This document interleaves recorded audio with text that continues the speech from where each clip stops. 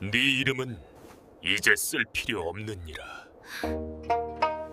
조선 후기 경상도 변두리의 이름 없는 고을 연화라는 처녀가 빚 때문에 대감댁으로 씨바지로 팔려갔습니다. 이름도 뜻도 꿈도 허락되지 않는 자리였습니다. 할 일은 오직 후사를 잇는 일이었습니다. 그러나 연화는 알지 못했습니다. 아이를 빼앗기고 누명을 쓰고 죽은 것처럼 지워질 운명이라는 것을. 하지만 그 순간부터 진짜 복수가 시작되고 있었습니다. 나는 내 이름과 내 아이를 다시 찾을 거야.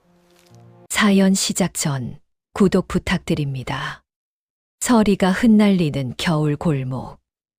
연화의 손목에는 노끈이 감겨 있었습니다. 그 끝을 쥔 사내가 노끈을 툭 당겼습니다. 서둘러 해지기 전에 들여보내야지. 뒤돌아보면 발이 떨어지지 않을 것 같았습니다. 어머니가 문턱에 주저앉아 울던 얼굴이 보일 것 같아서 연화는 앞만 보며 걸었습니다. 대감댁의 소슬대문이 나타났습니다. 담은 높았고 기와는 날이 서 있었습니다. 문지기가 연화를 위아래로 훑었습니다. 사람을 보는 눈이 아니었습니다. 물건의 흠집을 살피는 눈이었습니다. 이게 그 애냐? 예. 약조한 대로 데려왔습니다. 문지기가 노끈을 넘겨봤더니 손가락으로 연화의 턱을 들어 올렸습니다. 문이 열렸습니다. 안팎의 소리가 달랐습니다. 바깥은 장터의 잔소리와 아이 울음이 섞였는데 안은 기이하게 조용했습니다. 모두 숨을 죽인 조용함이었습니다. 연화가 비틀거리자 뒤에서 누군가 웃었습니다. 어이구, 조심하셔야지. 웃음은 친절이 아니라 비웃음이었습니다. 안뜰을 지나며 연화는 속으로 이름을 되뇌었습니다. 연화, 연화. 어머니가 연꽃처럼 진흙에서도 살아라 하던 말이 떠올랐습니다. 그러나 이 집의 공기는 연꽃을 키우지 않았습니다. 꽃을 꺾어 화병에 꽂아놓고 시들면 버리는 곳이었습니다. 정씨 부인의 나인이 연화를 툇마루 아래에 세웠습니다. 고개 숙여 눈 마주치지 말고. 방 안에서는 향 냄새가 짙었습니다. 향은 따뜻해야 할 것 같았지만 여기선 차갑고 달았습니다. 문이 열렸습니다. 연화는 무릎을 꿇었습니다. 장판은 새 것처럼 보드라웠습니다. 그 보드라움이 오히려 무서웠습니다. 사람을 무릎 꿇리기 위해 깔아둔 것처럼 정씨 부인의 목소리가 내려왔습니다. 올라왔느냐? 목소리는 높지도 낮지도 않았습니다. 그러나 한 단어마다 서리가 달라붙어 있었습니다. 예, 아시지. 나인이 연화의 옆구리를 꼬집었습니다. 아씨가 아니라 부인마님. 예, 부인마님. 침묵이 이어졌습니다. 침묵이 사람을 찢는 칼이 될 수 있다는 것을 연화는 그때 배웠습니다.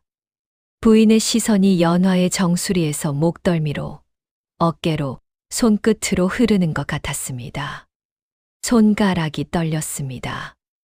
떨림을 감추려 힘을 주자 손톱이 손바닥을 파고들었습니다. 이름이 무엇이냐? 연화는 기어 들어가는 목소리로 답했습니다. 연화입니다. 정씨 부인의 숨이 짧게 끊겼습니다.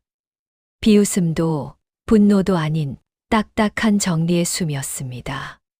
그 이름은 이제 쓸 필요 없느니라. 연화는 귀를 의심했습니다. 이름이 필요 없다는 말이 사람이 필요 없다는 말처럼 들렸기 때문입니다. 여기서는 연화가 아니야. 내가 누구인지 기억할수록 내가 할 일을 잊는다. 할 일은 하나다. 후사를 잇는 것. 그 외의 것은 내 입에서 나오면 안 된다. 목구멍이 스스로 닫히는 느낌이었습니다. 연화는 입을 열었습니다. 부인마님, 저는 사람입니다. 이름이. 정씨 부인의 손이 탁자를 쳤습니다. 사람. 목소리가 올라갔습니다. 그러나 그 상승은 폭발이 아니라 얼음이 갈라지는 소리였습니다. 사람이란 것은 제 자리를 아는 법이다. 내 자리는 이 집의 안채가 아니다. 사랑채도 아니다. 내 자리란 내 몸의 쓸모가 끝나는 곳이다. 나인들이 동시에 숨을 들이켰습니다. 연화는 그 숨결이 목덜미를 누르는 것 같았습니다. 정씨 부인은 나인을 시켜 연화의 머리채를 뒤로 젖히게 했습니다. 얼굴이 억지로 드러났습니다. 부인의 눈은 검은 호수처럼 깊었습니다. 눈이 괜찮군. 예, 부인마님. 이 아이는 눈이 맑습니다. 정씨 부인의 입꼬리가 아주 조금 올라갔습니다. 웃음이 아니라 계산이 맞아떨어졌을 때의 표시였습니다. 맑은 눈으로 거짓말도 잘하겠구나. 그 집안이 어찌 너를 내놓았는지 알겠다. 가슴이 움찔했습니다. 가족을 모욕당하는 느낌이 먼저였고, 그 다음은 부끄러움이었습니다. 내가 팔렸다는 사실이 이제는 누구나 아는 사실이 되었습니다. 연화는 고개를 더 숙이며 이를 악물었습니다. 그러나 마음속에서는 뜨거운 것이 올라왔습니다. 울음이 아니었습니다. 분노였습니다. 아직은 미약한 불씨였지만 꺼지지 않는 방식으로 타올랐습니다. 정씨 부인은 차를 한 모금 마셨습니다. 차잔 부딪히는 소리가 방 안에서 이상하게 크게 울렸습니다. 내게는 먹을 것과 입을 것을 줄 것이다. 다만 너는 한 가지를 잊지 말거라. 너는 이 집안의 며느리가 아니다. 첩도 아니다. 하물며 안주인이라니 그런 꿈은 눈꺼풀에 넣지도 말아라. 꿈이라는 단어에 연화는 무심코 고개를 들 뻔했습니다. 나인의 손이 옆구리를 찔렀습니다. 숨을 삼켰습니다. 꿈이란 단어가 이 집에서 금지어라는 걸 깨달았습니다. 데려가라. 연화는 끌려가듯 방을 나왔습니다. 문턱을 넘는 순간 향 냄새가 끊기고 찬 공기가 허파로 쏟아졌습니다. 그제야 살아있다는 느낌을 받았습니다. 그러나 살아있다는 감각이 곧 공포로 바뀌었습니다. 살아있다는 것은 더 오래 견뎌야 한다는 뜻이기도 해서였습니다. 배정받은 곳은 행랑채 뒤편, 창고, 옆에 좁은 방이었습니다. 오래된 이불 한 채와 물동이 하나, 작은 촛대가 전부였습니다. 벽은 얇아 바람 소리가 그대로 들렸습니다. 그 바람 속에는 웃음과 욕설, 발걸음 소리가 섞여 있었습니다. 모두 연화에게는 낯설고 모두 위협이었습니다. 나인이 문을 닫으며 말했습니다. 여기서 말 함부로 하면 죽는다. 부인마님 귀가 길어. 저는 어떻게 해야? 시키는 대로. 내가 내 생각을 하면 그게 죄가 된다. 밤이 되었습니다. 촛불이 짧게 흔들렸습니다. 연화는 이불을 덮고도 떨었습니다. 추워서가 아니었습니다. 불안이 몸을 떨게 했습니다. 씨바지라는 말이 귓속에서 울렸습니다. 시장통에서 들었던 그 말이 이제는 자신의 살이 되었습니다. 배 위에 손을 올렸습니다. 아직 아무것도 없었습니다. 그러나 이 집은 벌써부터 자신의 배를 주시하고 있었습니다. 문 밖에서 발소리가 들렸습니다. 두 사람 이상이었습니다. 숨을 죽였습니다. 문고리가 돌아갔습니다.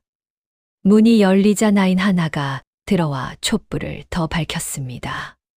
뒤이어 사내가 들어왔습니다.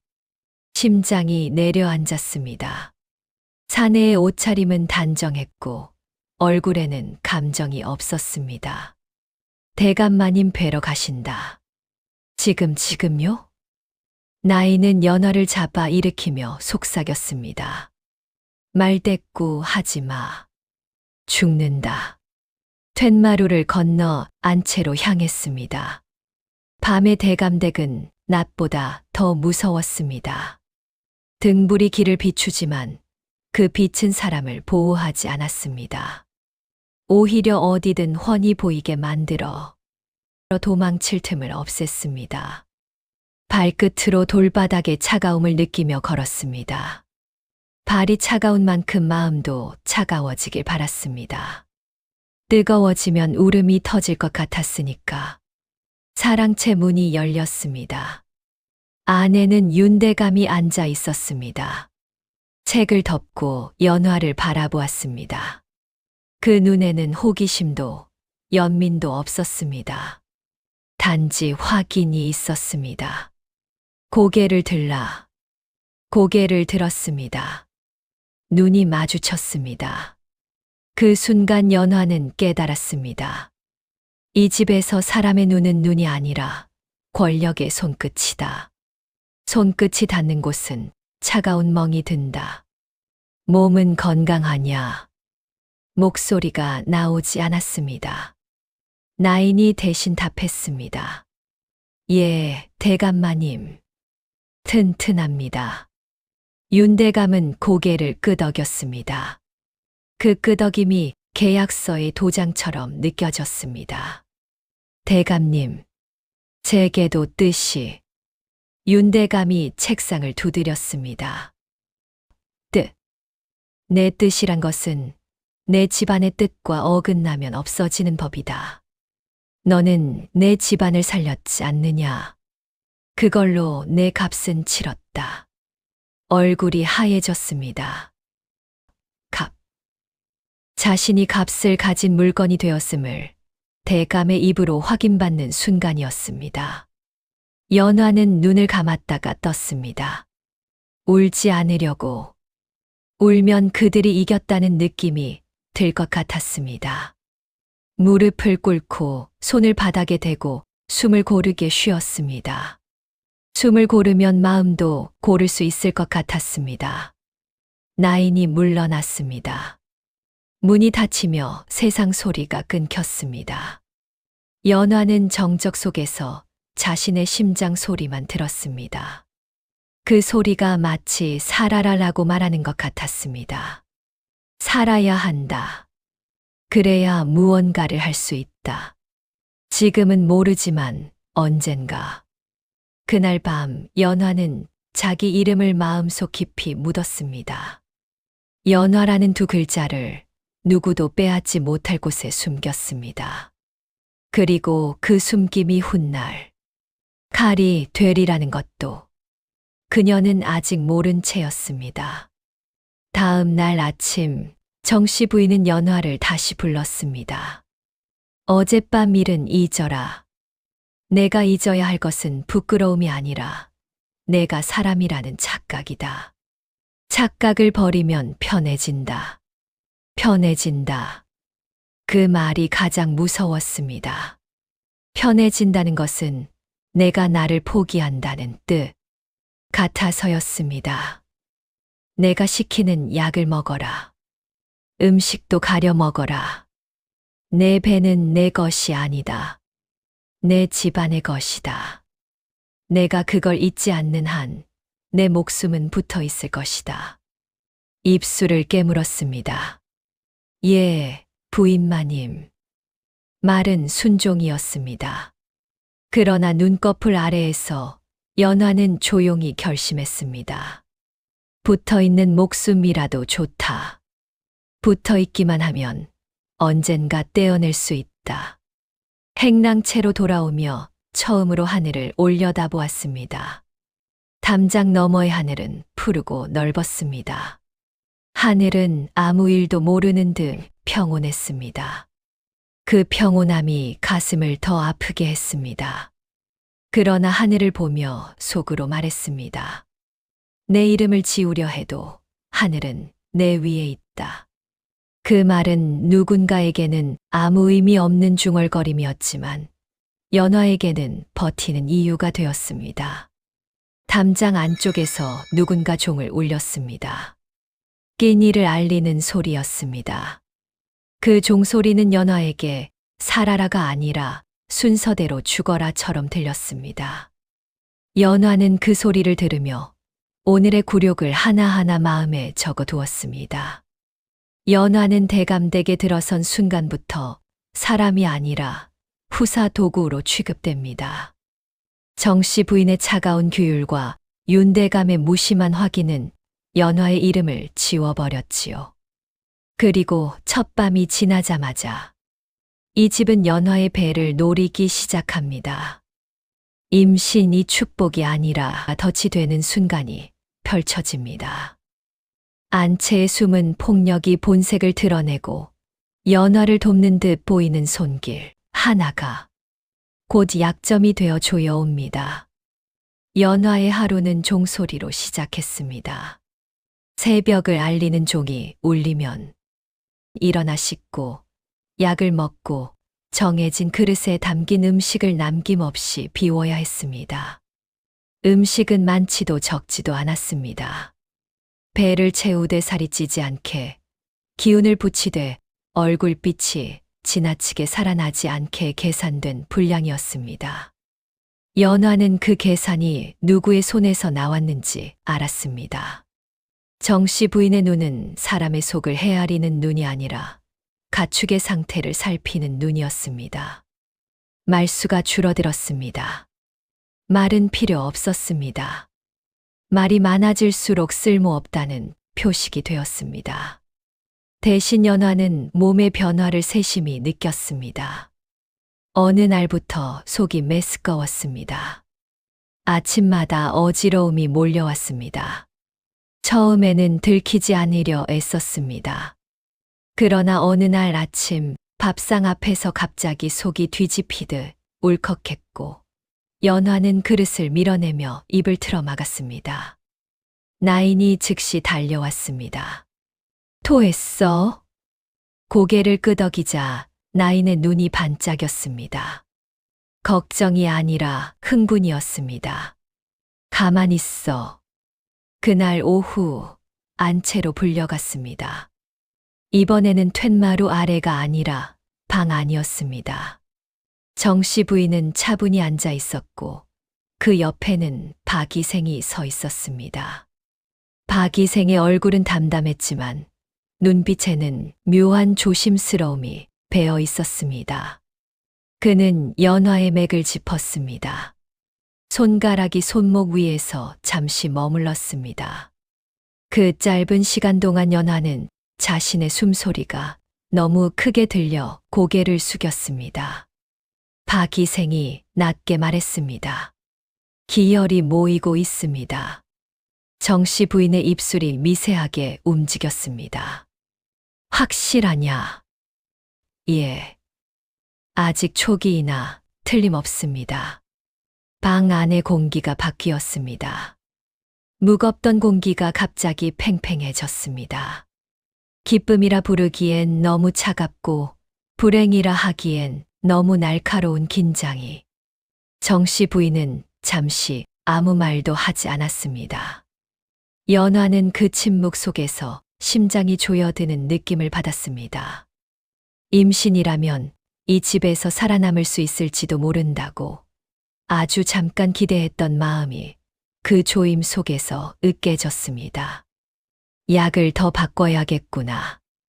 박이생이 고개를 들었습니다. 부인마님, 약을 함부로. 정씨 부인의 시선이 박이생을 눌렀습니다. 내가 할 말은 그것뿐이냐. 살릴지 버릴지는 내가 정한다. 박이생은 더 말하지 않았습니다. 고개를 숙였습니다. 그 고개 숙임이 연화에게는 더 무서웠습니다. 도움의 여지가 닫히는 소리처럼 들렸기 때문입니다. 방을 나오며 배 위에 손을 얹었습니다. 아직 눈에 띄는 변화는 없었습니다. 그러나 그 안에서 무언가가 자라고 있다는 생각이 들자 마음이 복잡해졌습니다. 기쁨은 허락되지 않았고 두려움만이 현실적이었습니다. 이 아이는 내 아이일까? 그 질문은 곧 이 아이는 누구의 것이 될까로 바뀌었습니다. 답은 이미 정해져 있었습니다. 며칠 뒤 안채에서는 잔치 같은 준비가 시작되었습니다. 그러나 연화에게 알려진 것은 없었습니다. 대신 나인들이 수군대는 소리가 벽 너머로 흘러 들어왔습니다. 구사가 생겼다더라. 아직 말 조심해야 해. 부인마님 얼굴이 밝아졌어. 밝아졌다는 말이 귀에는 섬뜩하게 들렸습니다. 정씨 부인의 얼굴이 밝아진다는 것은 누군가의 그림자가 짙어진다는 뜻이었으니까. 윤대감은 연화를 다시 불렀습니다. 이번에는 사랑채가 아니라 안채의 작은 방이었습니다. 술잔을 내려놓고 연화를 바라보았습니다. 몸은 괜찮으냐? 예, 대감마님. 잠시 연화의 배를 바라보았습니다. 그 시선은 기대라기보다 계산이었습니다. 이 집안에 중요한 것을 품었으니 몸가짐을 조심하라. 그 말에서 너는 중요하다가 아니라 내 배가 중요하다를 들었습니다. 차이는 컸습니다. 그날 밤 잠을 이루지 못했습니다. 배 안의 아이를 생각하면 마음 한켠이 따뜻해졌다가도 곧 차가워졌습니다. 아이가 태어나면 자신은 어디로 가게 될까? 쓸모가 끝난 물건처럼 버려질까? 아니면 더 깊은 구덩이로 밀려날까? 스스로에게 묻고 또 물었습니다. 답은 나오지 않았습니다. 답이 없는 질문이 이렇게 사람을 괴롭힐 줄은 몰랐습니다. 며칠 뒤부터 음식이 달라졌습니다. 나이는 매번 약을 함께 내밀었습니다. 부인 마님께서 특별히 챙기신 거야. 아이에게 좋다고. 약을 받아 들고 냄새를 맡았습니다. 쓰고 이상한 향이 섞여 있었습니다. 아이에게 좋다는 말이 오히려 의심스러웠습니다. 본능이 경고했습니다. 그러나 거절할 수는 없었습니다. 이 집에서 거절은 곧 죽음을 의미했습니다. 약을 삼키며 속으로 숫자를 셌습니다. 하나, 둘, 셋. 삼킬 때마다 마음 한편이 무너졌습니다. 어느 날 밤 심한 복통에 몸을 웅크렸습니다. 식은 땀이 흘렀고 숨이 가빴습니다. 나인이 불려왔고 박이생도 다시 불려왔습니다. 박이생은 연화의 얼굴을 보고 잠시 망설였습니다. 이 약은 정씨 부인의 목소리가 날아들었습니다. 괜한 말 하지 마라. 그 말 속에서 선명하게 느꼈습니다. 이 아이는 환영받는 존재가 아니라 관리 대상이라는 것을. 필요하면 살리고 필요 없으면 없애도 되는 대상. 그날 이후 결심했습니다. 아무도 믿지 않기로. 박이생의 눈에 비친 연민조차도 완전한 구원이 아니라는 것을 알았기 때문입니다. 밤마다 배를 쓰다듬으며 속으로 말했습니다. 내가 살아남을지 이 집은 둘 다 허락하지 않을 거야. 그 생각이 연화를 더욱 단단하게 만들었습니다. 행랑채에서 만복이 연화를 찾았습니다. 대감댁의 하인 중 하나였습니다. 얼굴은 평범했지만 눈에는 특유의 조심스러움이 있었습니다. 그는 문 밖에서 작게 속삭였습니다. 배가 고프지 않으냐? 연화는 경계하며 대답했습니다. 끼니는 나옵니다. 만복은 고개를 저었습니다. 그 끼니론 부족해. 아이 키우는 몸인데. 그 말에 연화의 눈이 흔들렸습니다. 만복은 품에서 작은 보자기를 꺼냈습니다. 찐 고구마 2개가 들어 있었습니다. 이건 그냥 먹어. 약은 아니야. 연화는 그 음식을 받으며 잠시 그의 얼굴을 보았습니다. 만복의 눈에는 계산이 없었습니다. 그 사실이 오히려 불안하게 했습니다. 도움은 언제나 대가를 요구했습니다. 조용히 고개를 끄덕였습니다. 고맙습니다. 만복은 주위를 살피며 말했습니다. 조심해라. 이 집은 사람을 키우는 곳이 아니야. 그 말을 남기고 만복은 사라졌습니다. 연화는 고구마를 바라보다가 한 입 빼어 물었습니다. 단맛이 입안에 퍼졌습니다. 그 단맛이 눈물을 불러일으킬 뻔했습니다. 그러나 참았습니다. 눈물은 나중을 위해 아껴두기로 했습니다. 정씨 부인은 연화를 불러 앉혀놓고 조용히 말했습니다. 임신은 복이 아니다. 관리다. 내가 감당하지 못하면 내가 대신 처리한다. 고개를 숙이며 대답했습니다. 명심하겠습니다, 부인마님. 그러나 그 순간 마음속에서는 작은 불씨가 다시 살아났습니다.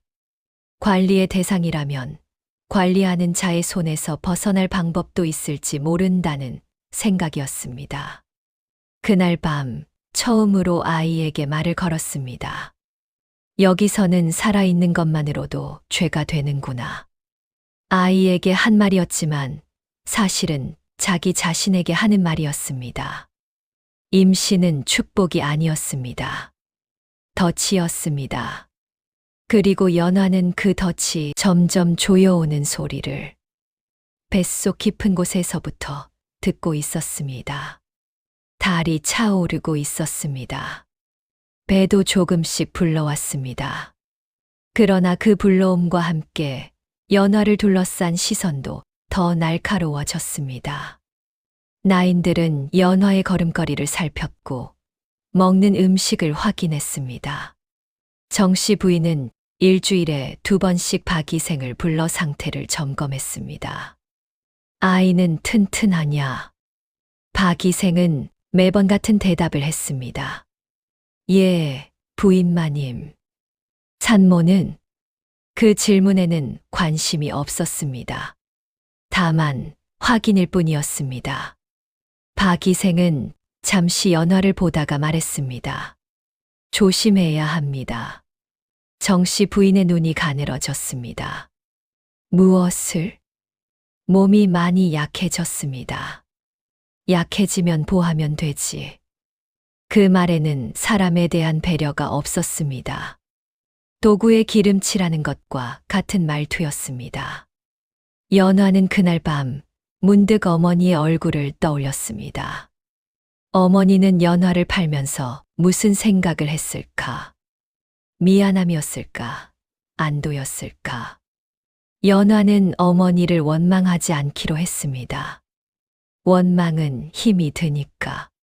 차라리 그 힘을 살아남는 데 쓰기로 했습니다. 며칠 뒤 정씨 부인은 윤대감과 대화하는 모습이 목격되었습니다. 나인들 사이에서는 그 이야기가 조용히 퍼졌습니다. 아이가 태어나면 그 여자는 어찌 되는 거래? 버려지겠지. 쓸모가 끝났으니. 그럼 아이는? 부인마님 품에서 키우신대. 정실의 자식으로. 그 말을 우연히 들은 연화는 숨이 멎을 뻔했습니다. 아이를 빼앗긴다는 것은 예상했습니다. 그러나 자신이 아예 지워진다는 것까지는 생각하지 못했습니다. 그날 밤 연화는 배를 움켜쥐고 조용히 울었습니다. 소리 내지 않고 눈물만 흘렸습니다. 그리고 그 눈물이 마르자 연화는 다짐했습니다. 아이를 빼앗기더라도 나는 사라지지 않는다. 그 다짐이 얼마나 지켜질지 알 수 없었습니다. 그러나 다짐하지 않으면 지금 당장 무너질 것 같았습니다. 만복이 다시 찾아왔습니다. 이번에는 음식이 아니라 말을 가져왔습니다. 조심해라. 부인 마님이 이상한 약을 준비하신대. 연화의 얼굴이 굳었습니다. 무슨 약입니까? 만복은 고개를 저었습니다. 모르겠어. 하지만 박이생이 반대했다는 소문이 있어. 박이생이 반대했다는 말에 연화의 심장이 쿵쿵 뛰었습니다. 만복은 주위를 살피며 다시 속삭였습니다. 문을 잠그고 자. 밤에 누가 오더라도 열지 마. 그 경고를 남기고 만복은 어둠 속으로 사라졌습니다. 연화는 문을 닫고 안쪽에서 빗장을 걸었습니다. 그날 밤 연화는 한숨도 자지 못했습니다. 밖에서 발소리가 들릴 때마다 온몸이 얼어붙었습니다. 누군가 문고리를 흔드는 소리가 들렸습니다. 연화는 숨을 죽이고 귀를 기울였습니다. 한참 후 발소리가 멀어졌습니다. 동이 틀 무렵 연화는 깨달았습니다. 이 집에서 임신은 보호가 아니라 감시였습니다. 배가 불러올수록 위험도 커졌습니다. 아이를 낳는 순간 연화의 쓸모는 끝날 것입니다. 그 후로는 무엇이 기다리고 있을까? 연화는 배를 감싸며 속으로 되뇌었습니다. 조금만 더 버티자. 그러나 그 조금이 얼마나 긴지 연화는 아직 몰랐습니다. 출산은 예고 없이 찾아왔습니다. 새벽녘. 몸속에서도 무언가가 찢어지는 듯한 통증에 연화는 잠에서 깼습니다. 처음에는 배앓이려니 했습니다. 그러나 통증은 파도처럼 밀려왔다가 물러나기를 반복했고 이내 허리와 다리까지 휘감았습니다. 이를 악물고 이불을 움켜쥐었습니다. 소리를 내면 안 된다는 생각이 먼저 들었습니다. 이 집에서는 아픔조차 허락받아야 했습니다. 그러나 참을 수 없는 순간이 왔습니다. 입에서 낮고 짧은 신음이 새어 나왔습니다. 그 소리는 곧 누군가의 귀에 닿았습니다. 문이 열리고 나인 둘이 들이닥쳤습니다. 왔구나. 그 말은 위로가 아니라 확인이었습니다. 나인들은 연화를 부축하는 대신 마치 정해진 절차를 수행하듯 그녀를 끌어냈습니다. 행랑채에서 안채로 이어지는 길은 밤이라 더 길게 느껴졌습니다. 등불이 흔들릴 때마다 그림자가 벽에 일그러졌습니다. 그 그림자들이 자신을 잡아당기는 손처럼 느껴졌습니다. 안채의 방 안에는 이미 준비가 되어 있었습니다. 따뜻한 물, 천, 그리고 박이생. 그는 연화를 보자 눈썹을 찌푸렸습니다. 생각보다 이르군요. 정씨 부인의 모습은 보이지 않았습니다. 대신 나인 하나가 냉정하게 말했습니다. 부인 마님께서 말씀하셨다. 조용히 끝내라고. 조용히 끝내라는 말이 아이를 낳으라는 말인지 없애라는 말인지 알 수 없었습니다. 통증은 점점 거세졌습니다. 바닥을 짚고 몸을 웅크렸습니다. 숨이 가빠지자 눈앞이 아득해졌습니다. 그때 박이생의 손이 어깨를 눌렀습니다. 힘을 주시오. 지금이요. 온 힘을 다해 숨을 밀어냈습니다. 비명이 터져 나왔고 그 비명은 방 안의 벽에 부딪혀 금세 꺾였습니다. 이 집은 비명을 오래 허락하지 않았습니다. 얼마나 시간이 흘렀는지 모릅니다. 끝없는 통증 끝에 귀에 처음으로 다른 소리가 들렸습니다. 작고 떨리는 울음소리. 눈에서 눈물이 쏟아졌습니다. 아기. 그 한마디를 뱉는 순간 가슴이 벅차올랐습니다. 살아있다. 이 아이는 살아있다. 손을 뻗었습니다. 그러나 그 손은 허공을 갈랐습니다. 보지 마! 나인의 말과 함께 천이 아이를 감쌌습니다. 박이생은 아이의 얼굴을 잠시 살폈다가 고개를 끄덕였습니다. 자네 아이입니다. 그 말이 떨어지자 방 안의 공기가 다시 변했습니다. 기쁨이 아니라 긴장이 풀리는 소리였습니다. 마치 오래 기다리던 답을 들은 듯한 안도. 다시 손을 뻗었습니다. 한 번만 안아보게 해주세요. 나인이 냉정하게 고개를 저었습니다. 안 된다. 제 아이입니다. 방 안이 잠시 멈춘 듯 조용해졌습니다. 나인의 눈이 날카로워졌습니다. 네, 아이?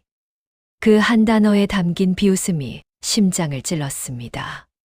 착각하지 마. 내 몸에서 나왔을 뿐 내 것이 아니다. 아이의 울음소리는 점점 멀어졌습니다. 바닥에 쓰러진 채 그 소리를 붙잡으려 애썼습니다. 그러나 손에는 아무것도 남지 않았습니다. 그 순간 안에서 무언가가 꺾였습니다. 통증보다 더 깊은 곳에서 조용히 그러나 확실하게 정씨 부인은 아이가 태어난 다음 날 연화를 불렀습니다. 몸을 제대로 가누지 못한 채 안채로 끌려갔습니다. 정씨 부인은 단정한 옷차림으로 앉아 있었습니다. 얼굴에는 피곤함도 기쁨도 없었습니다.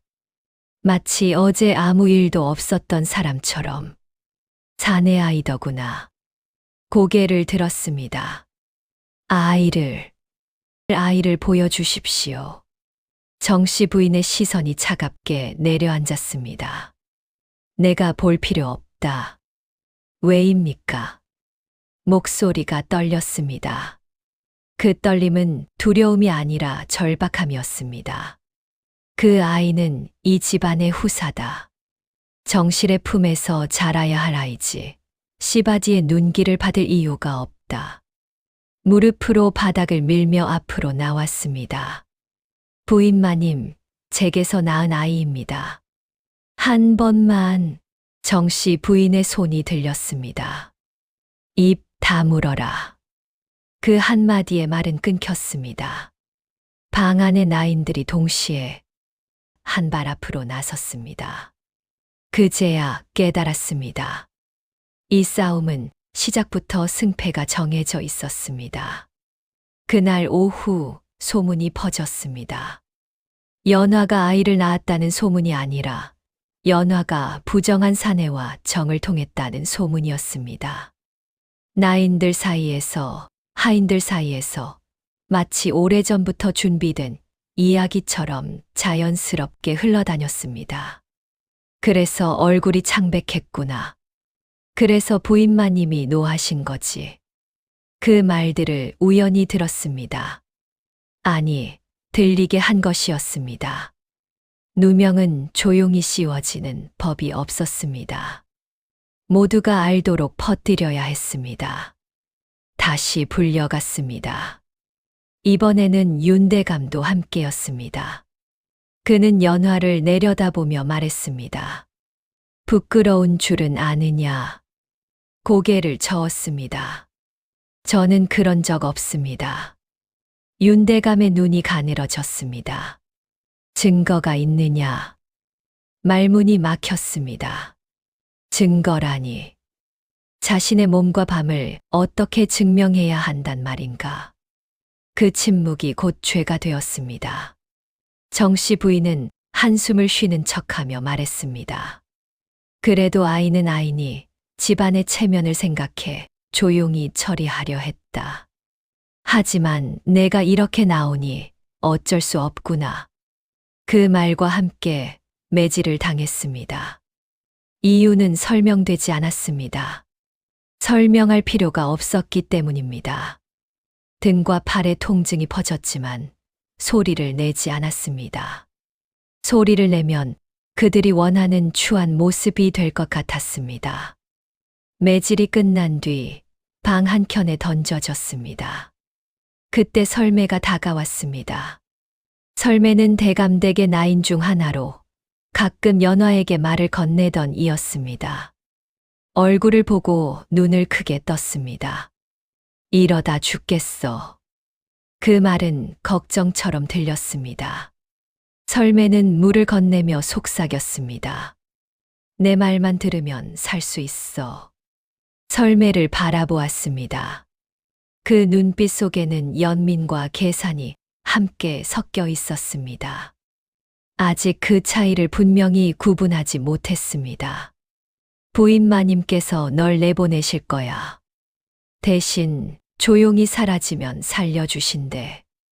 웃음이 나올 뻔했습니다. 사라지면 산다니. 사라지는 것이 죽는 것과 무엇이 다른가?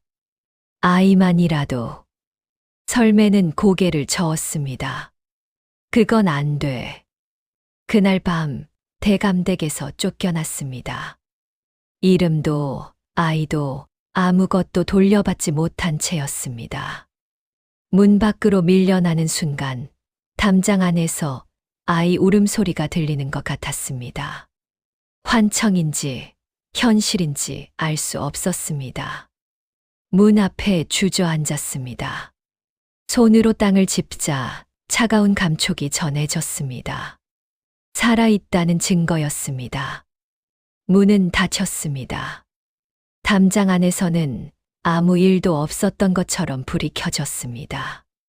그 불빛을 바라보다가 천천히 일어섰습니다. 다리가 떨렸지만 쓰러지지는 않았습니다.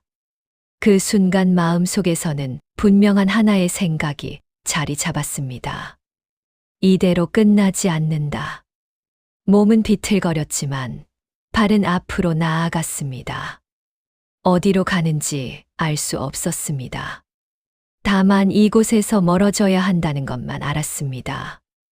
대감댁의 담장이 점점 멀어졌습니다. 그러나 아이의 울음소리는 귓속에서 사라지지 않았습니다. 골목을 지나며 연화는 몇 번이나 쓰러질 뻔했습니다. 출산 후의 몸은 제대로 움직이지 않았습니다. 피가 흘렀고 다리에 힘이 없었습니다. 그러나 멈추면 안 될 것 같았습니다. 멈추는 순간 정말로 죽을 것 같았습니다.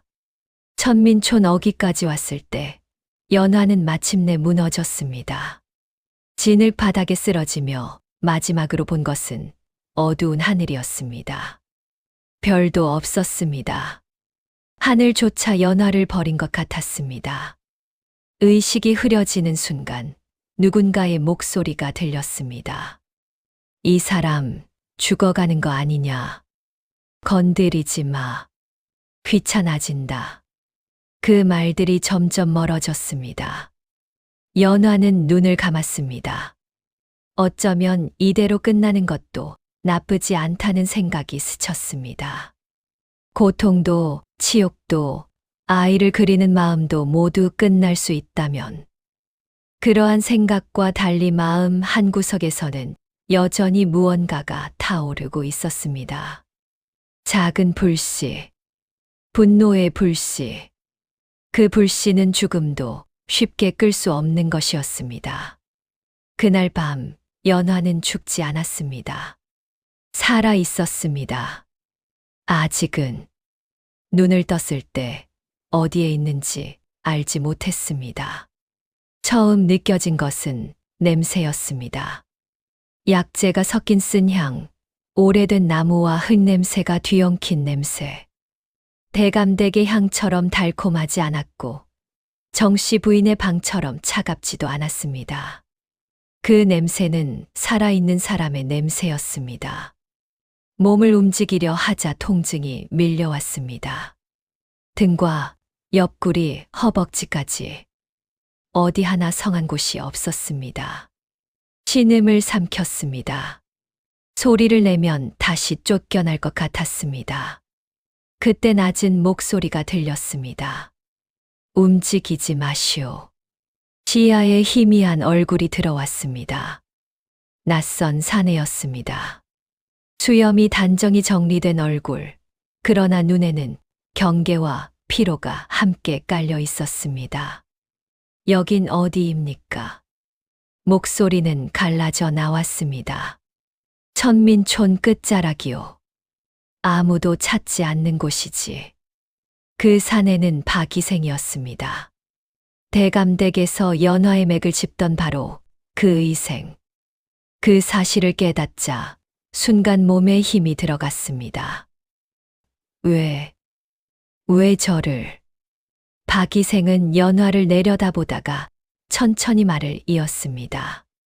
그날 밤 당신을 쫓아내라는 명령이 떨어졌지요. 죽은 줄 알게 만들라고. 심장이 덜컥 내려앉았습니다. 죽은 줄 알게 만들라니.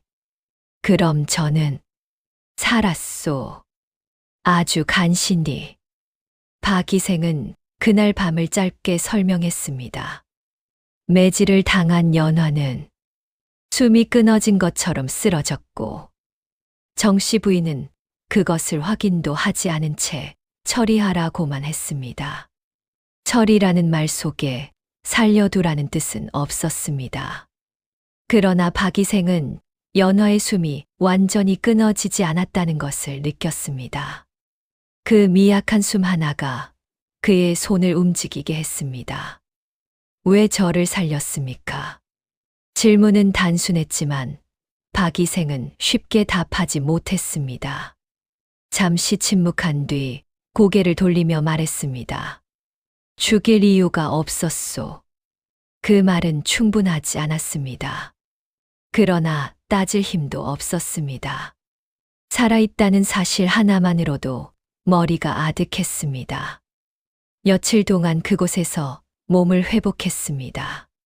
천민초는 대감댁과 전혀 다른 세상이었습니다. 아이들은 맨발로 뛰어다녔고 사람들은 서로의 이름을 불렀습니다. 욕설도 많았지만 적어도 침묵으로 사람을 죽이지는 않았습니다. 그 사실이 이상하게 느껴졌습니다. 사람답게 사는 거지 이렇게 소란스러울 수 있다는 것을 그제야 알았습니다.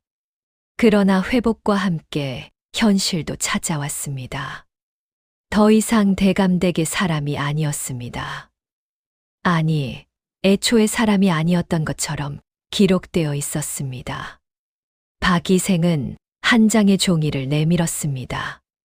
찢어진 호적의 일부였습니다. 당신의 이름이 지워졌소.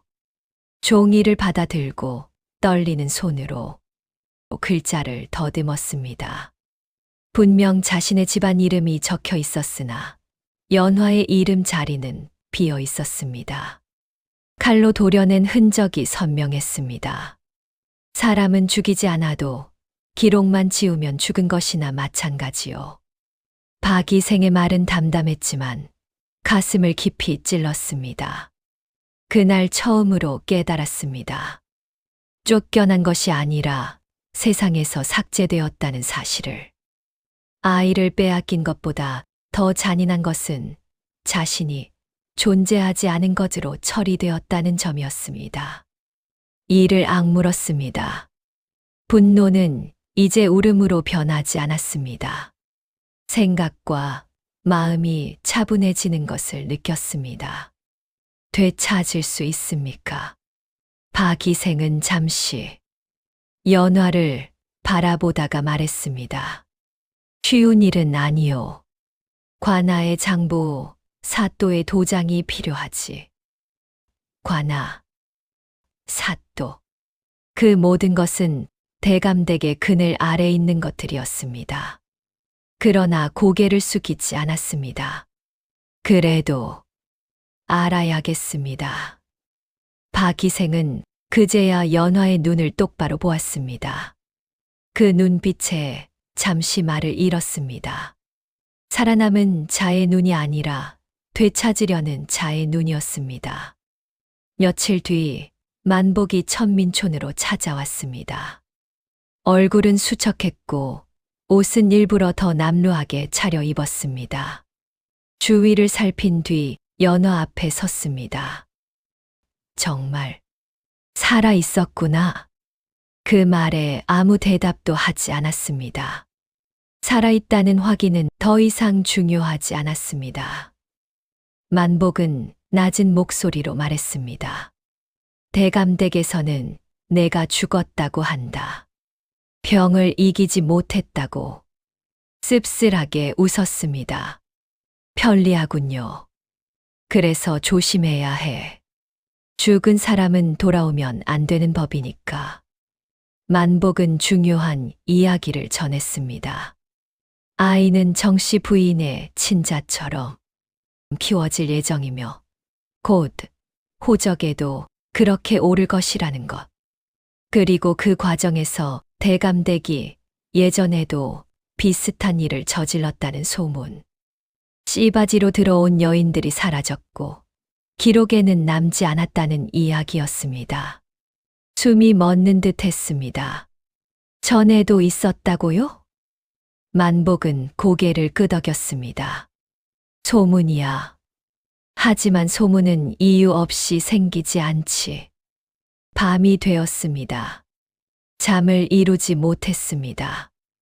아이를 생각하면 가슴이 찢어질 것 같았고 동시에 분노가 치밀었습니다. 자신의 아이만의 문제가 아니었습니다. 이 집은 반복해서 사람을 지우고 피를 숨기며 권력을 유지해 왔습니다. 처음으로 생각했습니다. 내 아이가 이 집을 무너뜨릴 수도 있겠다. 그 생각은 섬뜩했지만 동시에 현실적이었습니다. 대감댁이 가장 숨기고 싶은 것은 아이의 존재가 아니라 아이가 드러낼 수 있는 과거였습니다. 박이생에게 다시 물었습니다. 전에 사라진 여인들. 기록은 정말 아무것도 없습니까? 박이생은 고개를 저었습니다. 완전히 지워진 것은 아니요. 관아 장부의 가장 아래 덧칠된 흔적이 남아있을 가능성은 있지.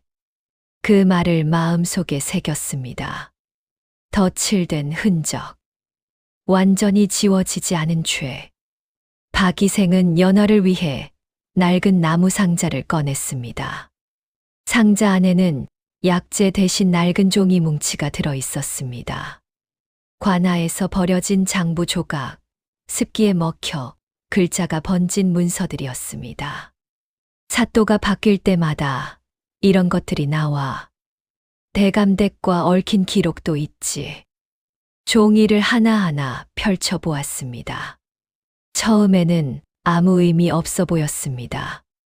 토지 경계, 세금 감면, 혼인 관계 정리. 그러나 점점 공통점을 찾아냈습니다. 특정해, 특정 가문, 그리고 사라진 이름들.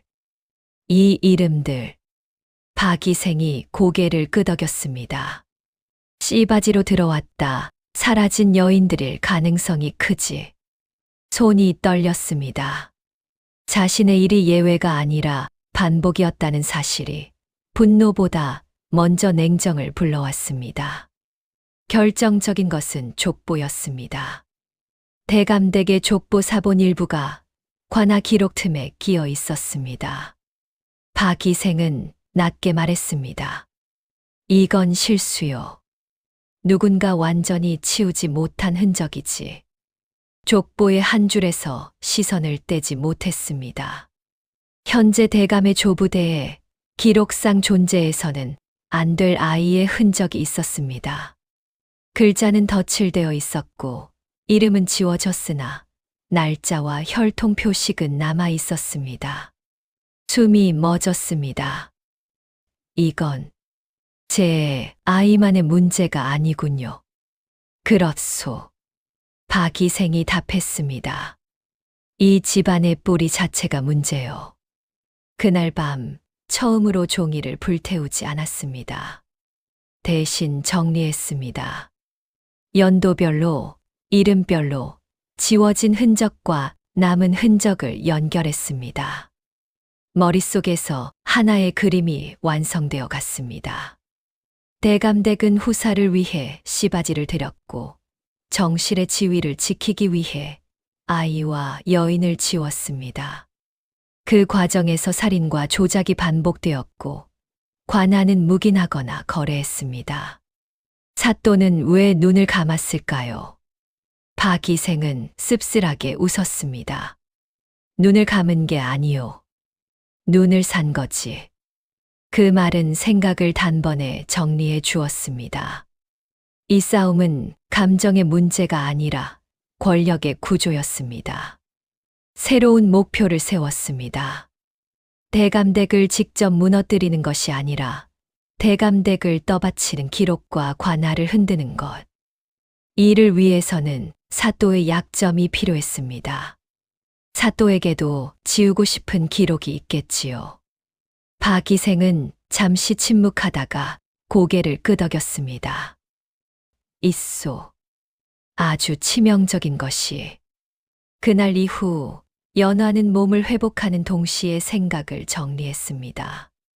도망칠 수도 있었습니다. 이름 없이, 기록 없이 어딘가로 사라질 수도 있었습니다.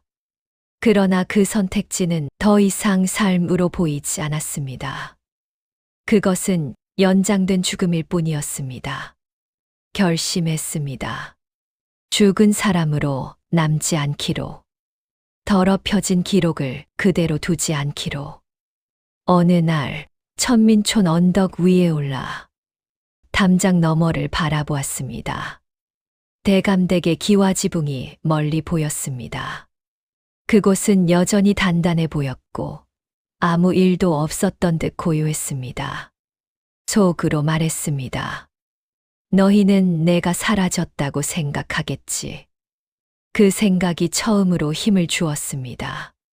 죽은 줄 아는 상대를 상대하는 것만큼 유리한 위치는 없었습니다. 손을 바라보았습니다. 매질로 남은 자국, 출산의 흔적, 그리고 아직 남아있는 떨림. 이 손으로 무엇을 할 수 있을까? 조용히 중얼거렸습니다. 되찾겠다. 아이도, 이름도, 기록도. 그리고 그 과정에서 이 집이 숨겨온 것들을 하나씩 끌어내겠다고. 그날 밤 다시 태어났습니다. 대감댁의 씨바지가 아니라 기록을 되찾으려는 여인으로. 그리고 첫걸음은 복수가 아니라 확인이었습니다. 이 집이 무엇을 숨기고 있는지, 얼마나 깊은 피 위에 서 있는지. 이제 도망치지 않을 겁니다. 연화가 몸을 거의 회복했을 즈음 천민촌의 공기는 미묘하게 달라졌습니다. 사람들의 시선이 오래 머물렀고 인사말 뒤에 침묵이 붙었습니다. 그 변화를 바로 알아차렸습니다. 대감댁에서 살던 시간 동안 공기의 방향을 읽는 법을 배웠습니다. 위험은 늘 소리 없이 다가왔습니다. 설매가 다시 나타난 것은 그 무렵이었습니다. 먼 길을 온 사람처럼 치마자락에 먼지를 묻힌 채 연화 앞에 섰습니다. 살아 있었네. 그 말은 놀람 같기도 했고 확인 같기도 했습니다. 대답하지 않았습니다. 설매의 얼굴을 천천히 살폈습니다. 예전처럼 다정해 보였지만 눈빛에는 조급함이 묻어 있었습니다. 부인 마님이, 아니, 대감댁에서 널 찾고 있어. 설매는 주변을 살피며 말을 이었습니다. 죽은 줄 알았는데 소문이 이상하게 흘러. 가슴이 잠시 철렁 내려앉았습니다. 그러나 얼굴에는 아무 기색도 드러내지 않았습니다. 왜 나한테 그 말을 해? 설매는 한숨을 쉬는 척했습니다. 내가 이대로 있으면 위험해. 내가 도와줄 수 있어. 그 말은 달콤했습니다. 잠시 흔들렸습니다. 설매는 아이를 빼앗기던 날 유일하게 물을 건네던 사람이었습니다. 그러나 마음속에서는 박이생의 말이 떠올랐습니다.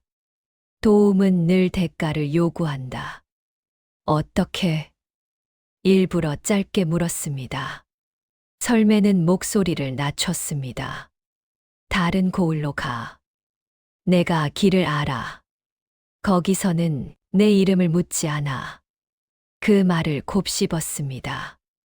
이름을 묻지 않는 곳. 한때는 그 말이 유혹처럼 들렸을 것입니다.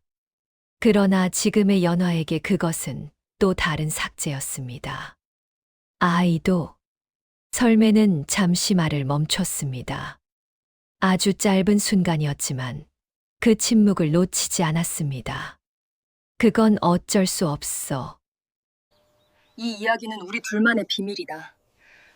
발설하는 순간 너의 목숨도 위태로울 것이다. 그날 밤 잠을 이루지 못했습니다. 설매의 제안은 안전해 보였지만 너무 정확했습니다. 마치 누군가가 짜놓은 길처럼 만복을 찾아갔습니다. 요즘 이상한 기척 없습니까? 만복은 잠시 망설이다가 고개를 끄덕였습니다. 사또 쪽에서 사람을 풀었다는 말이 있어. 죽은 여인의 흔적을 찾는다고. 눈이 가늘어졌습니다. 죽은 여인이라. 그래. 죽었어야 할 사람 말이야. 며칠 뒤 확신했습니다. 누군가가 자신의 은신처를 알고 있었습니다. 밤마다 낯선 발소리가 언덕 아래에서 들렸고 천민촌 사람들 사이에 괜한 소문이 돌았습니다. 괜히 숨겨주다 같이 엮이는 거 아니냐. 관아에서 묻고 다닌다더라. 사람들의 목소리에는 두려움이 섞여 있었습니다. 그 두려움을 탓할 수 없었습니다. 두려움은 살아남기 위한 본능이었습니다. 결정적인 순간은 예상보다 빨리 왔습니다. 어느 새벽 박이생의 집문이 거칠게 두드려졌습니다. 사또의 명이다. 안을 열어라. 숨을 삼켰습니다. 박이생의 얼굴이 굳어졌습니다. 그는 연화를 바라보며 아주 낮은 목소리로 말했습니다. 뒤로. 그러나 문이 열리기도 전에 뒤쪽 담장 너머에서 또 다른 인기척이 들렸습니다. 포이였습니다. 그때 설매의 목소리가 들렸습니다. 여기입니다. 그 한마디에 안에서 무언가가 뚝 끊어졌습니다. 설매는 담장 밖에서 관아의 아전들에게 연화의 위치를 가리키고 있었습니다.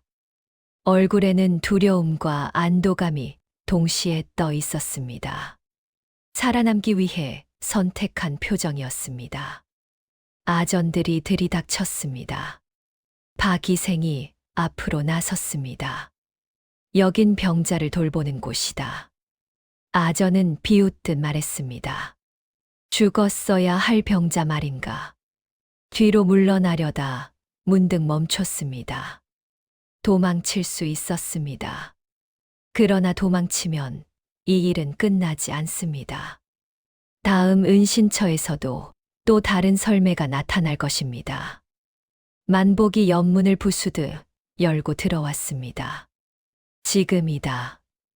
잠시 망설이다가 그를 따라 밖으로 뛰쳐나갔습니다. 뒤에서 고함이 터졌습니다. 잡아라.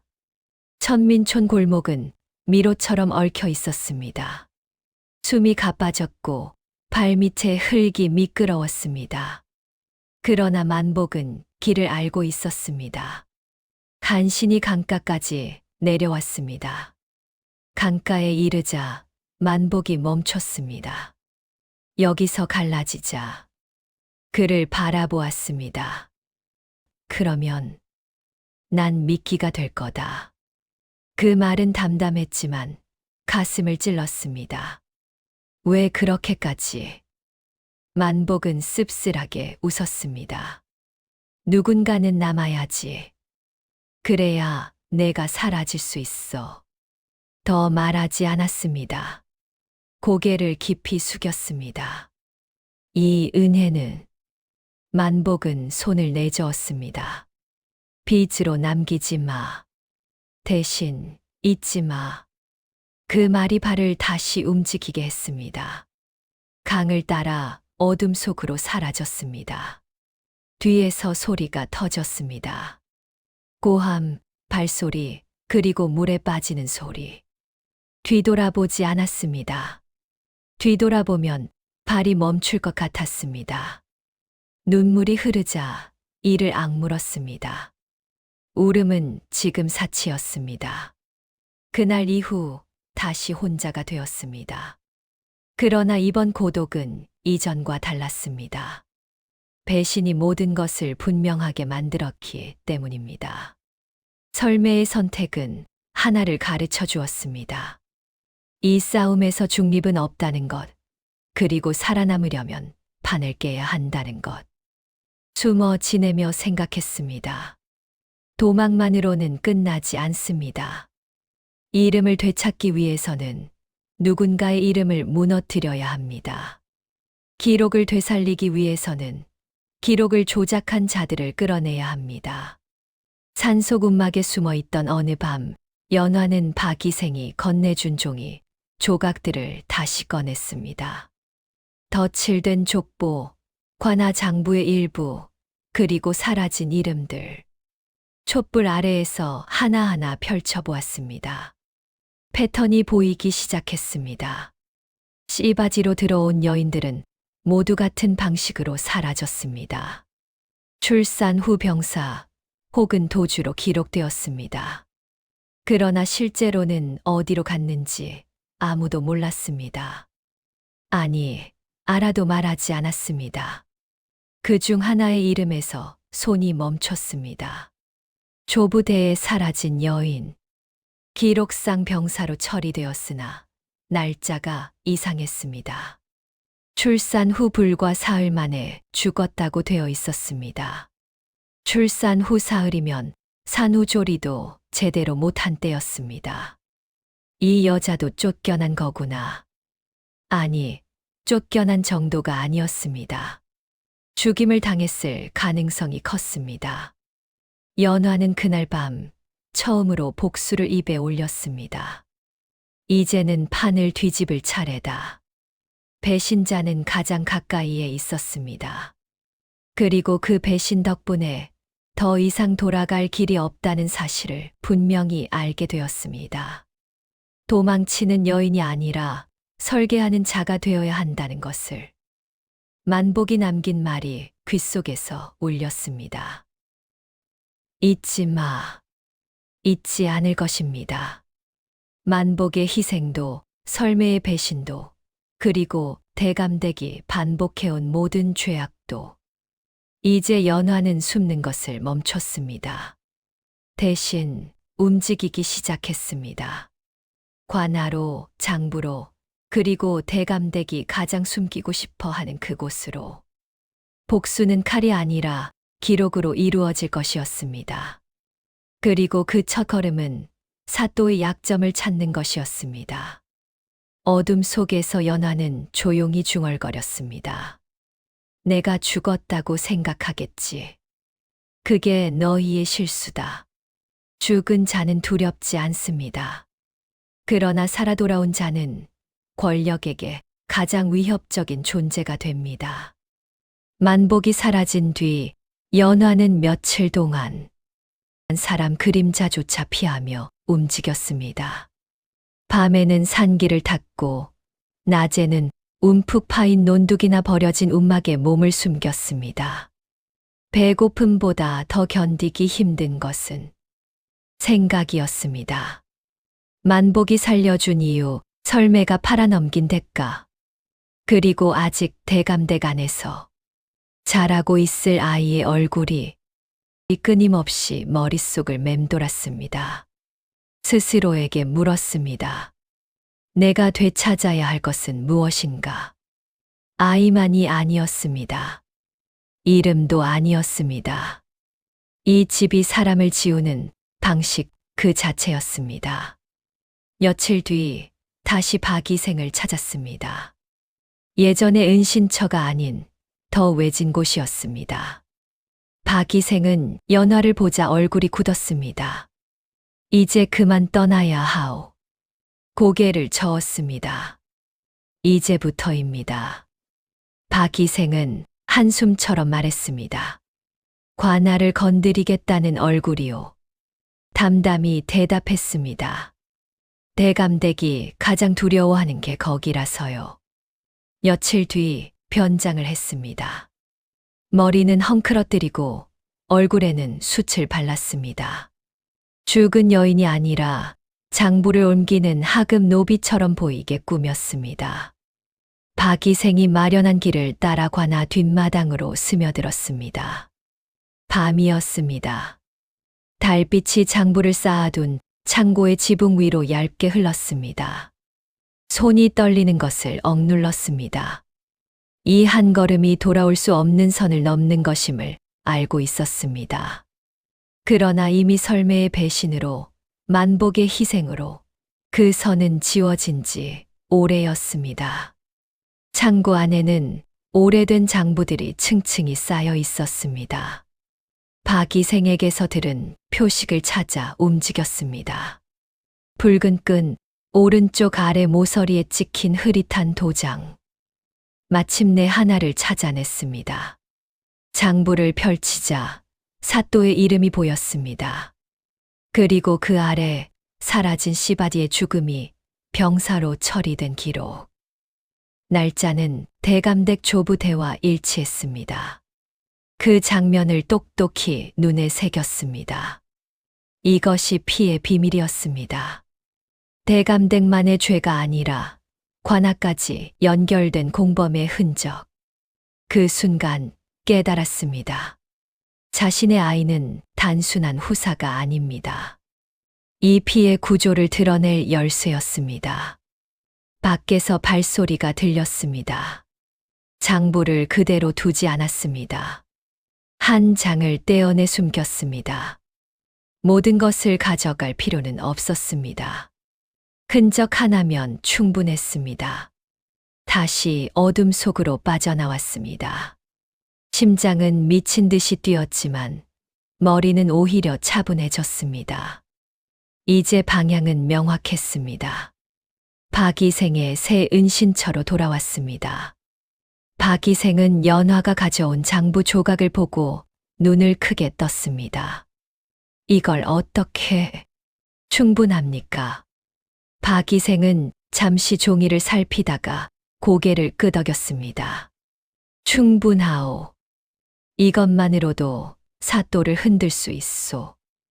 연화는 그날 밤 다음 단계를 설계했습니다. 사또를 직접 건드리는 것이 아니라 사또와 대감댁이 서로를 의심하게 만드는 것. 공범은 서로를 믿을 때만 강합니다. 의심이 싹 트는 순간 무너지기 시작합니다. 박이생은 조심스럽게 물었습니다. 이제 어찌할 생각이요? 연화는 장부 조각을 바라보며 답했습니다. 이걸 흘립니다. 대감댁에도 사또에게도. 둘 다. 예. 서로가 서로를 팔아넘길 준비를 하고 있다고 생각하게 만들 겁니다. 박이생은 잠시 말을 잃었습니다. 그러다가 낮게 웃었습니다. 치밀하구려. 살아남으려면 치밀해야 합니다. 며칠 뒤 박이생의 도움으로 첫 번째 씨앗이 뿌려졌습니다. 사또 주변의 하급 관리 하나에게 대감댁이 옛 기록을 지우려 한다는 소문이 흘렀습니다. 구체적인 증거는 없었습니다. 그러나 암시만으로도 충분했습니다. 사또는 자신의 치부가 드러날까봐 불안해할 것이었습니다. 동시에 대감댁 주변에도 소문이 흘렀습니다. 관아에서 옛 장부를 다시 본다는 이야기였습니다. 이 역시 구체적이지 않았습니다. 그러나 불안은 구체성이 없을 때 더 커집니다. 연화는 언덕 위에 서서 관아와 대감댁을 번갈아 바라보았습니다. 두 곳은 서로 다른 건물처럼 보였지만 같은 피로 이어져 있었습니다. 이제 숨을 곳은 없겠지요. 혼잣말처럼 중얼거렸습니다. 그리고 처음으로 확신했습니다. 이 싸움은 개인의 복수를 넘어 판 자체를 깨는 싸움이 될 것이라는 것을. 그날 밤 아이의 얼굴을 떠올렸습니다. 아직 한 번도 안아보지 못한 얼굴. 그러나 그 아이는 이미 이 집안의 가장 깊은 거짓말을 안고 있었습니다. 속으로 말했습니다. 조금만 더 기다려라. 내가 태어난 이유를 이들이 먼저 알게 될 것이다. 피의 비밀은 이제 더 이상 땅 속에 묻혀있지 않았습니다. 연화의 손에 그리고 곧 세상의 눈앞에 드러날 것이었습니다.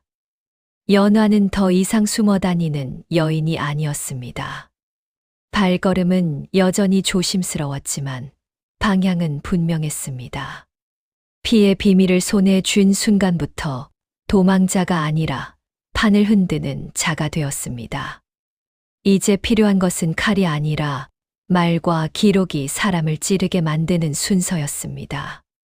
첫 번째 균열은 정씨 부인에게서 시작됐습니다. 연화는 직접 나서지 않았습니다. 대신 관아 주변을 떠도는 소문 하나를 의도적으로 흘렸습니다. 사또가 요즘 밤마다 장부를 다시 본다더라. 대감댁 옛 기록 때문에 말이 많다더라.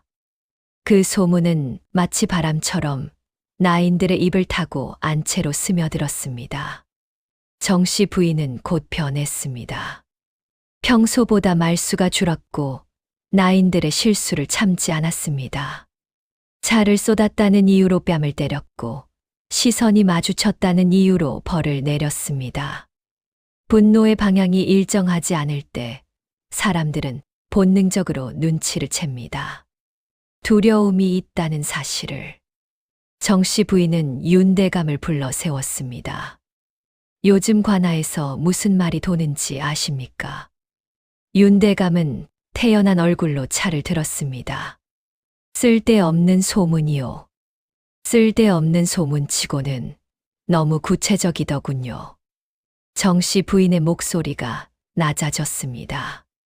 조부대 기록 말입니다. 윤대감의 손이 잠시 멈췄습니다. 아주 짧은 순간이었지만 정씨 부인은 놓치지 않았습니다. 그날 이후 두 사람의 말에는 날이 섰습니다. 예전에는 눈짓으로 끝났던 일이 이제는 말로 부딪혔습니다. 부인께서 괜한 의심을 키우시는군. 대감께서 숨기는 게 많으신 탓이지요. 말은 점점 직접적이 되었고 침묵은 점점 길어졌습니다. 대감댁의 안채는 더 이상 하나의 권력으로 움직이지 않았습니다. 연화는 다음 수를 준비했습니다. 이번에는 윤대감이었습니다. 윤대감의 옛 하인이었던 자에게 아주 조심스럽게 한 가지 이야기를 흘렸습니다. 부인마님이 예전에 처리한 일이 아직 남아있답니다. 구체적인 증거는 없었습니다.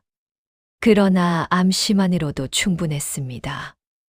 윤대감은 정씨 부인이 자신의 치부를 쥐고 있을지도 모른다는 생각에 사로잡혔습니다. 윤대감은 정씨 부인의 사람들을 하나둘 쳐냈습니다. 이유는 모두 그럴듯했습니다. 믿음이 안 간다. 말이 많다. 그러나 그 속뜻은 분명했습니다. 부인의 손과 귀를 자르는 것. 정씨 부인은 그 조치를 보고 확신했습니다. 윤대감이 자신을 버릴 준비를 하고 있다는 것을. 그 무렵 설매가 다시 등장했습니다. 이번에는 몰래였습니다. 얼굴은 수척했고 눈에는 공포가 가득했습니다. 박이생의 은신처 근처에서 연화를 기다리고 있었습니다. 날 버리려 해. 설매는 떨리는 목소리로 말했습니다. 부인마님이 모든 걸 내 탓으로 돌리려 해. 연화는 설매를 바라보았습니다. 한때 자신을 팔아넘긴 얼굴. 그러나 지금의 설매는 더 이상 선택지가 없는 얼굴이었습니다. 그래서 목소리는 담담했습니다. 내가 가진 게 뭐지? 설매는 잠시 머뭇거리다 떨리는 손으로 작은 종이 조각을 내밀었습니다. 정씨 부인의 필체였습니다. 오래전 씨바지를 처리하라는 지시가 적힌 쪽지. 이름은 없었지만 표현은 분명했습니다. 종이를 보며 고개를 끄덕였습니다. 이제야 내가 살아남을 방법이 보이는구나. 설매의 선택은 늦었지만 결정적이었습니다. 그 종이는 박이생을 통해 윤대감에게 흘러들어갔습니다. 출처는 드러나지 않았습니다. 다만 정씨 부인이 모든 죄를 뒤집어 씌울 준비를 하고 있다는 뉘앙스만 남겼습니다. 윤대감은 분노했습니다. 분노는 곧 공포로 변했고 공포는 잔인한 결단을 낳았습니다. 대감댁 안에서는 공개적인 충돌이 시작됐습니다. 이 집안의 더러운 일은 부인께서 다 하셨소. 대감께서 명하셨지요. 이제 와서 발뺌하십니까? 나인들과 하인들 앞에서 오간 그 말들은 더 이상 되돌릴 수 없는 균열이었습니다. 사람들은 보기 시작했습니다. 누가 더 약해졌는지. 연화는 멀리서 그 소식을 들었습니다. 직접 보지 않아도 충분했습니다. 계획은 정확히 흘러가고 있었습니다. 서로가 서로를 지키는 관계가 아니라 서로를 끌어내릴 증거를 찾는 관계로 바뀌었기 때문입니다. 권력은 나뉘는 순간부터 썩기 시작합니다. 마침내 윤대감은 결심했습니다. 모든 책임을 정씨 부인에게 넘기기로. 관아에 은밀히 사람을 보냈고 부인의 단독 범행이라는 틀을 만들기 시작했습니다. 그러나 정씨 부인 역시 손을 놓고 있지 않았습니다. 그녀는 자신이 알고 있는 관아의 거래, 윤대감의 서명, 그리고 지워진 이름들을 정리하고 있었습니다. 박이생이 연화에게 그 소식을 전했습니다. 이제 서로를 물어뜯기 시작했소. 연화는 조용히 숨을 골랐습니다. 그럼 됐습니다. 이제 어찌 하실 생각이요? 연화는 밤하늘을 올려다보았습니다. 별이 몇 개 보였습니다. 공개된 자리가 필요합니다. 사람들이 보는 곳에서 둘 다 무너뜨려야 합니다. 박이생은 고개를 끄덕였습니다. 관아 앞이겠군요. 예. 사또도 함께. 설매는 마지막으로 연화를 찾았습니다. 이제 난 어떻게 되지? 연화는 그녀를 오래 바라보았습니다. 내 선택의 끝으로 가. 설매는 더 묻지 않았습니다. 이미 알고 있었기 때문입니다. 배신자는 언제나 마지막까지 버려진다. 그날 밤 대감댁의 불은 늦게까지 꺼지지 않았습니다. 고함과 침묵이 번갈아 이어졌고 문은 여러 번 세게 닫혔습니다. 그 안에서 권력은 무너지고 있었습니다. 연화는 언덕 위에서 그 불빛을 바라보며 속으로 말했습니다. 이제 남은 건 공적인 자리다. 가해자들은 서로를 물어뜯고 있었습니다. 연화는 더 이상 손을 더럽힐 필요가 없었습니다. 마지막 판은 이미 깔려 있었습니다. 관아 앞 사람들이 보는 자리에서 끝날 판이었습니다. 아이의 얼굴을 떠올렸습니다. 곧 만나게 될 것입니다. 이번에는 빼앗기지 않을 것입니다. 관아 앞 장터는 이른 아침부터 붐볐습니다. 장날도 아닌데 사람들이 모인 이유는 분명했습니다. 밤새 퍼진 소문 때문이었습니다. 대감댁의 기록이 열린다. 사또가 직접 판결을 본다. 사람들은 진실을 기다리기보다 누군가가 무너지는 장면을 기다리고 있었습니다. 연화는 군중의 가장자리에서 서 있었습니다. 얼굴에는 두건을 깊게 눌렀었고 손에는 얇은 보자기가 들려 있었습니다. 보자기 안에는 종이 몇 장이 들어 있었습니다. 장부에서 떼어낸 기록, 정씨 부인의 필체가 남은 쪽지, 그리고 박이생이 정리해 준 연표. 종이들은 가벼웠지만 그 무게는 대감댁의 기와보다 무거웠습니다. 사또가 자리에 앉자 고함이 울렸습니다. 조용히 하라. 윤대감과 정씨 부인은 따로 앉아 있었습니다. 두 사람 사이에는 말보다 긴 침묵이 놓여 있었습니다. 눈길은 마주치지 않았고 서로의 숨소리조차 견디기 어려운 얼굴들이었습니다. 이미 그들은 한편이 아니었습니다. 사또가 입을 열었습니다. 대감댁의 후사 문제와 관련하여 오래된 기록의 짐이 여부를 가리려 한다. 그 말이 떨어지자 군중이 술렁였습니다. 후사. 그 한 단어는 늘 가문의 명예로 포장되어 왔지만 오늘은 피 냄새를 품고 있었습니다. 윤대감이 먼저 나섰습니다. 부인의 단독 판단이었소. 정씨 부인의 눈이 번뜩였습니다. 거짓입니다. 두 사람의 목소리는 차분했지만 그 차분함은 서로를 찢는 칼날이었습니다. 사또는 손을 들어 제지했습니다. 증거를 내라. 그 순간 연화가 앞으로 나섰습니다. 군중의 시선이 한꺼번에 그녀에게 꽂혔습니다. 증거라면 여기 있습니다. 두건을 벗었습니다. 얼굴이 드러나는 순간 웅성거림이 커졌습니다. 어떤 이는 알아보았고 어떤 이는 기억을 더듬었습니다. 죽은 줄 알았던 씨바지. 윤대감의 얼굴에서 핏기가 가셨습니다. 정씨 부인의 입술이 떨렸습니다. 나는 연화다. 목소리는 크지 않았습니다. 그러나 장터의 소음 위로 또렷이 떠올랐습니다. 이 집안에서 이름을 지우려 했던 그 여자다. 사또의 눈이 가늘어졌습니다. 내가 살아있다. 기록이 나를 죽였을 뿐입니다. 보자기에서 종이를 꺼냈습니다. 사람을 죽이지 않아도 기록만 지우면 된다는 걸 이 집은 알고 있었습니다. 장부의 한 장을 펼쳤습니다. 이 날짜, 이 이름. 사또가 종이를 받아들고 확인했습니다. 옆에 아전들이 숨을 삼켰습니다. 덧칠된 흔적, 흐릿한 도장, 그러나 지워지지 않은 결. 씨바지로 들어온 여인들이 사라진 날들입니다. 모두 병사로 처리되었지요. 정씨 부인이 외쳤습니다. 그 여자는 거짓말을 하고 있습니다. 연화는 고개를 돌려 정씨 부인을 바라보았습니다. 그럼 이 필체는 무엇입니까? 쪽지를 내밀었습니다. 사또의 눈이 더 깊어졌습니다.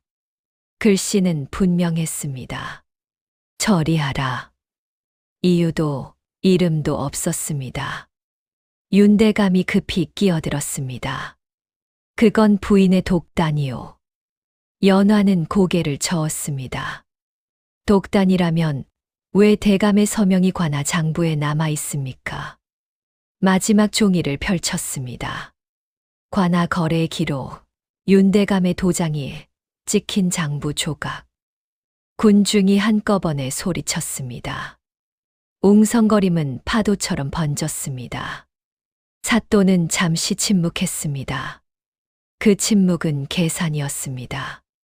그러나 계산은 오래가지 못했습니다. 너무 많은 눈이 보고 있었기 때문입니다.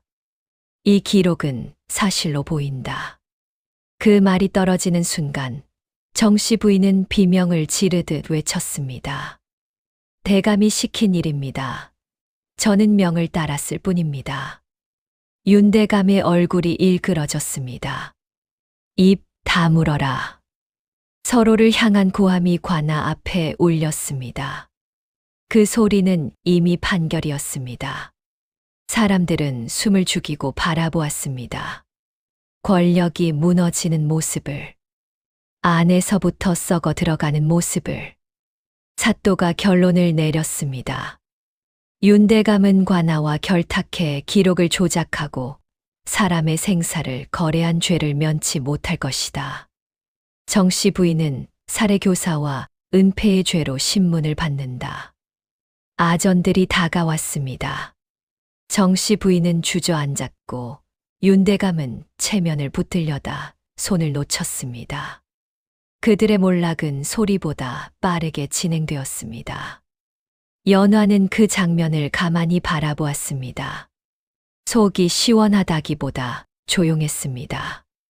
마치 오래 눌러두었던 숨을 이제야 내쉬는 기분이었습니다. 사또가 연화를 불렀습니다. 내 요구는 무엇이냐? 잠시 생각하다가 말했습니다. 아이의 기록을 바로잡아 주십시오. 군중이 다시 술렁였습니다. 그리고 말을 이었습니다. 사또께서 직접 죽은 것으로 기록된 여인들의 이름을 바로잡아 주십시오. 사또는 고개를 끄덕였습니다. 기록은 바로잡겠다. 그 약속은 완벽하지 않을지도 몰랐습니다. 그러나 공개된 자리에서의 약속은 쉽게 지워지지 않습니다. 관아 앞이 정리되고 사람들이 흩어지기 시작했습니다. 연화는 한참을 그 자리에 서 있었습니다. 아이를 떠올렸습니다. 아직 품에 안아보지 못한 아이. 그러나 이제 그 아이는 더 이상 거짓 위에 자라지 않을 것입니다.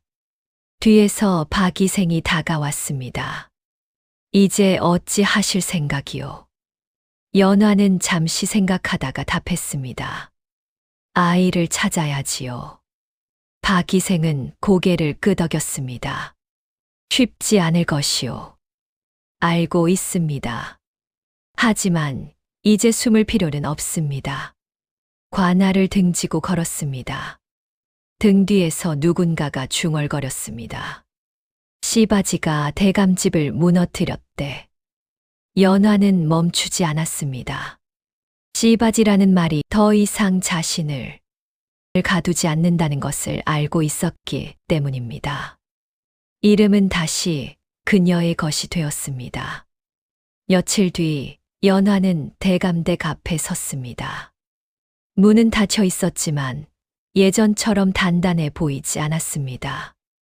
담장 안에서는 나인들의 수군거림이 들렸습니다.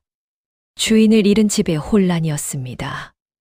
문을 두드렸습니다. 문지기가 나왔다가 연화를 보고 얼굴이 굳었습니다. 아이를 돌려받으러 왔습니다. 문지기는 말없이 문을 열었습니다. 저항할 이유가 없었습니다. 주인이 무너진 집에서 하인은 더 이상 칼이 되지 못합니다. 안채로 걸어 들어갔습니다. 예전에는 고개를 숙이고 걸었던 길이었습니다. 이제는 고개를 들고 걸었습니다. 방 안에서 아이 울음소리가 들렸습니다. 그 소리에 발걸음이 빨라졌습니다. 문을 열자 유모가 아이를 안고 있었습니다. 유모는 연화를 보고 잠시 망설이다가 조용히 아이를 내밀었습니다. 처음으로 아이를 안았습니다. 작고 따뜻했습니다. 눈물이 흘렀습니다. 이번에는 참지 않았습니다. 참을 이유가 없었습니다. 이제 괜찮아. 아이에게 속삭였습니다. 이제 아무도 우리를 지우지 못해. 그날 연화는 대감댁을 나왔습니다. 이번에는 쫓겨나는 것이 아니라 걸어 나왔습니다. 아이를 품에 안고 햇빛 아래서 담장 밖에는 박이생이 기다리고 있었습니다. 그는 아이를 보고 미소 지었습니다. 이제 어디로 가실 생각이요? 연화는 하늘을 올려다보았습니다. 구름 한 점 없이 맑았습니다. 모르겠습니다. 하지만 이제는 갈 곳을 정할 수 있습니다. 박이생은 고개를 끄덕였습니다. 그것만으로도 충분하오.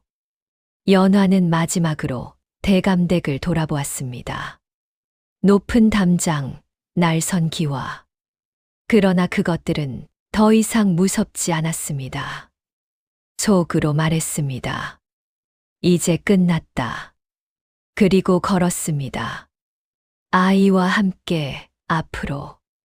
마침내 연화는 관아 앞에서 기록과 증언으로 대감댁을 무너뜨립니다. 씨바지로 지워졌던 이름은 공개된 자리에서 되살아나고 가해자들은 스스로의 말로 몰락을 완성합니다. 아이와 함께 숨겨졌던 피의 비밀은 더 이상 덮을 수 없는 진실이 됩니다. 이제 연화는 자신의 이름으로 자신의 아이와 함께 새로운 삶을 향해 걸어갑니다. 씨바지가 아닌 한 사람으로. 연화는 더 이상 누군가의 그림자 속에 서 있지 않았습니다. 지워졌던 이름은 기록으로 돌아왔고 빼앗겼던 아이는 품으로 돌아왔습니다.